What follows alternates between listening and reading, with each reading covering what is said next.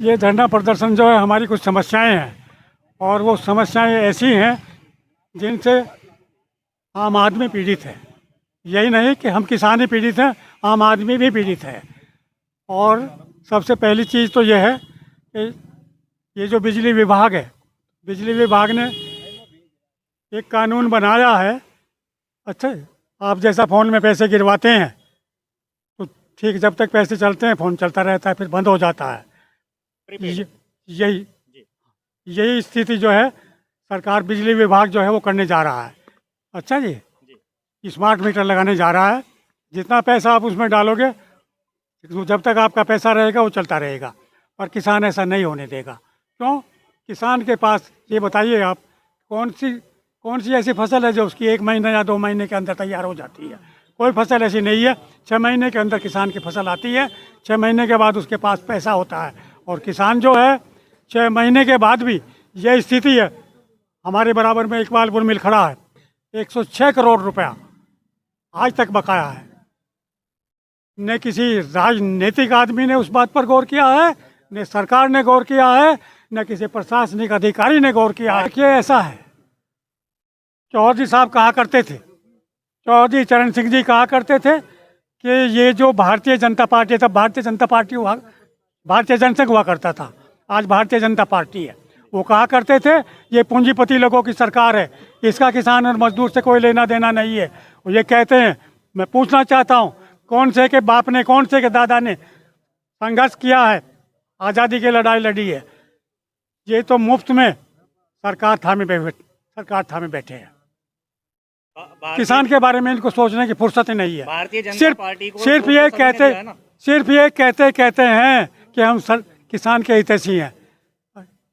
मुझे ये बतलाइए आप, आज कौन सी ऐसी चीज़ है कि आप बाजार में लेने के लिए जाएंगे, पहले पैसा फिर भगवान, पहले पैसा देंगे बाद में आपको वो चीज़ मिलेगी। तो किसान के पास जब 6 साल तक पैसा नहीं है, 106 करोड़ रुपए मामूली रकम नहीं होती है, बहुत बड़ी रकम होती है। 106 करोड़, क्या हाल है उस किसान का? ये पूछिए, ये देखिए, आप कुछ थोड़ा गौर कर देखिए। जिस किसान का 106 करोड़ रुपया 6 साल पुराना रुका हुआ है, उस किसान की क्या स्थिति है? कोई इस बात को सुनने वाला नहीं है। कोई भी राजनेता हो, चाहे वो कांग्रेस का है, चाहे वो भाजपा का है, चाहे वो बसपा का, किसी भी पार्टी का है, किसान की आवाज़ को कोई उठाने वाला नहीं है, कोई सुनने वाला नहीं है, कोई कहने वाला नहीं है। सिर्फ हमदर्दी जो है, चुनावी दौर जब आता है तब ये कुक्कुर मुत्तों की तरह निकल कर तो आप लोगों को लगता क्या है, आपकी समस्याओं का समाधान होगा कैसे, जब कोई भी पार्टी हमारी समस्याओं का समाधान ये है कि यदि हमें एक सब संगठित हो जाएं पूरे जिले के किसान, हम एक दिन में इनकी बुद्धि सही कर देंगे।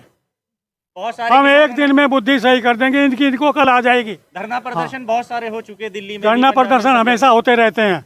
धरना प्रदर्शन कहाँ दिल्ली तक तो जाने नहीं दिया किसान को। आज भी हरियाणा बॉर्डर पर रोके हुए हैं। यहाँ हमारा कोई सपोर्ट नहीं करती है पार्टी, हमारा कोई सपोर्ट नहीं करती है। किसान अपने दम पर जिंदा है या भगवान भरोसे जिंदा है। किसान इनके भरोसे किसी के जिंदा नहीं है।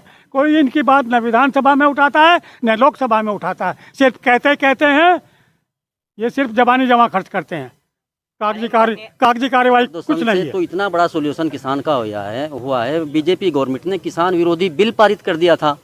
लोगों ने बहुत हल्ला करा, गुल्ला करा, 378 दिन तक धरना प्रदर्शन किया। तो उस धरना प्रदर्शन का ये असर आया, मोदी गवर्नमेंट जो बहुत मजबूत गवर्नमेंट है, उसको भी अपना फैसला लेना पड़ा है। तो धरना प्रदर्शन में ये ताकत है। जब से केंद्र में भाजपा की सरकार आई है, तब से ज्यादा कुछ नहीं होने लगे धरना प्रदर्शन। हाँ, ये बात आपकी बिल्कुल सही है। जब से बीजेपी गवर्नमेंट आई है, बीजेपी गवर्नमेंट ने किसानों को एक सपना दिखाया था, एक ख्वाब दिखाया था कि हमें वोट दो, हमारी गवर्नमेंट आएगी, हम आमदनी 2 गुनी करेंगे, हम किसान को बहुत अच्छी फैसिलिटी देंगे, हम हवाई चप्पल पहनने वालों को हवाई जहाज़ में घुमाएंगे। लेकिन जब ये सपने दिखाए बीजेपी के लोगों ने, तो हिंदुस्तान के लोगों ने बीजेपी को वोट दिया और बीजेपी गवर्नमेंट सरकार में आई। लेकिन जब सरकार में आई, उनका वादा पूरा करने का वक्त आया तो वो अपने वादे से मुकर गए। बीजेपी गवर्नमेंट ने कहा था कि अगर हम सरकार में आए, हम सत्ता में आए, तो स्वामीनाथन की रिपोर्ट को लागू करेंगे। स्वामीनाथन की रिपोर्ट आज तक लागू नहीं की गई। जो किसान की लागत लगती है उसका 50% का उसका मुनाफा देने का मोदी गवर्नमेंट ने वादा किया था, वो वादे से अपने मुकर गई। तो इसीलिए तो हम कहते हैं हम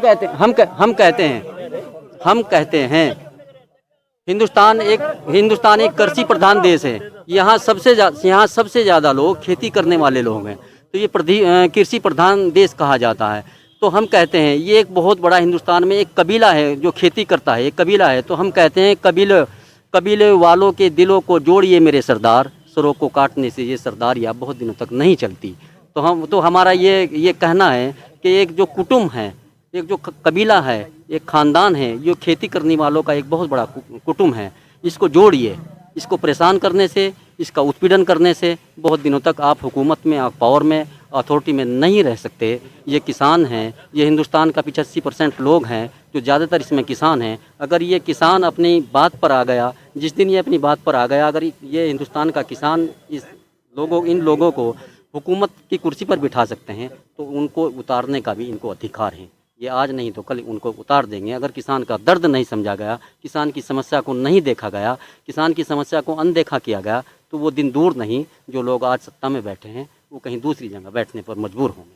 सबसे पहली मांगे तो हमारी ये है कि प्रशासन की तरफ से हमें ये बताया गया है कि जो बिजली के मीटर हैं, स्मार्ट मीटर हैं, ये गांव देहातों में लगाने का गवर्नमेंट का प्रोग्राम चल रहा है। तो हमने इसके बारे में जो जानकारी ली है, हमारे सीनियर जो राष्ट्रीय अध्यक्ष गुलशन रोड जी हैं, उन्होंने हमें बताया है कि स्मार्ट सिटी मीटर अगर गांव देहात में लगेगा तो उसमें अगर बिजली हमें लेनी है तो उसको 1 महीने या 20 दिन या 30 दिन के अंदर अंदर उसको रिचार्ज करना पड़ेगा। तो ये इससे हमें बड़ी प्रॉब्लम हो जाएगी, क्योंकि खेती किसानी करने वाले के पास 1 महीने में आमदनी का कोई स्रोत ही नहीं है। किसान तो गन्ना की खेती करता है और गन्ना 6-7 महीने में तैयार होता है, उसके बाद वो फिर मिल में उसको बेचा जाता है। मिल में भी डालने के बाद 6-7 महीने के बाद किसान के अकाउंट में पैसा आता है। तो 1 साल से पैसे किसान के अकाउंट में नहीं आते। 1 साल से पहले पैसा मिलने का कोई किसान के पास स्रोत ही नहीं है। तो जिस किसान को 1 साल में पैसा मिलता है तो 1 महीने में मीटर रिचार्ज करवाने में असमर्थ है, वो उसको नहीं करा सकता। किसानों का विकास ये किया है कि उनको लोग लुभाने सपने दिखा करके, उनको सब्ज बाग दिखा करके ये किया है कि 2000 रुपये की जो किसान निधि माननीय प्रधानमंत्री ने देने का काम किया है, उधर अगर 2000 रुपये महीना की 2000 रुपये की किसान निधि देने का काम किया है, तो दूसरी तरफ स्मार्ट मीटर लगाकर किसान से इससे 4 गुना वसूलने का प्रोग्राम बनाने का भी काम इस गवर्नमेंट ने किया है। टैक्स इतना वसूल रहे हैं कि आज किसान की वो हालत है, आज किसान की, हमारे मध्यम वर्ग के जो मजदूर हैं, जो मध्यम वर्ग का किसान है, उसकी ये हालत हो गई है भाई साहब कि बिजली की बढ़ती हुई महंगाई एक आम आदमी की ज़िंदगी का नासूर बन गया है।